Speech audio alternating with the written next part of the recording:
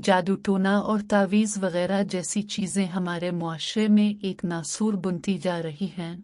लोग उन काले अमल करने वालों के चुंगल में फंस कर अपनों की जिंदगियां बर्बाद कर रहे हैं। हमारे घर में कभी किसी ने तावीज़ वगैरह का तसव्वुर भी नहीं किया था और न ही हम ऐसी चीज़ों पर यकीन रखते थे, मगर जो वाक़यात हमारे ख़ानदान के साथ पेश आए और जिस तरह देखते ही देखते हमारा घर जन्नत के नमूने से दुखों का मरकज़ बना, इसने हमें बहुत कुछ सोचने पर मजबूर कर दिया है। और यूँ लगने लगा है कि काले अमलियात की दुनिया के सियाह दिलों वाले लोग घरों को बर्बाद करने के लिए इन ओछे हथकंडों का सहारा लेते हैं और ले रहे हैं।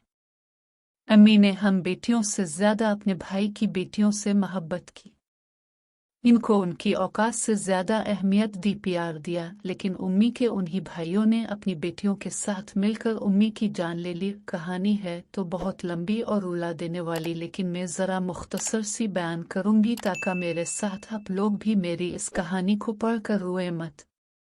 मेरे वालिदैन ने भाइयों की शादियां कर दे क्योंकि हम बहनें अपने भाइयों से बहुत छोटी थीं। हम बहनों ने और उम्मी अबू ने भाभियों को बहुत इज्जत दी, हत्ता कि ऐश व इशरत और हर छोटी से छोटी ख्वाहिश भी पूरी होती। उनकी हर गलत हरकत पर पर्दा डाला जाता, हर गलती और गलत बात को माफ़ किया जाता। उम्मी अबू उनके सामने हमें डांट डपट देते और कभी कभार ज़्यादा गुस्सा कर जाते कि भाभियां हैं, बात माना करो उनकी, जो काम कहीं किया करो। हम बहनों ने साफ दिल और दिमाग से उनका हर काम करना। उनके बच्चे हुए तो हम सब घर वाले बहुत खुश हुए कि रौनकें लग गईं घर में।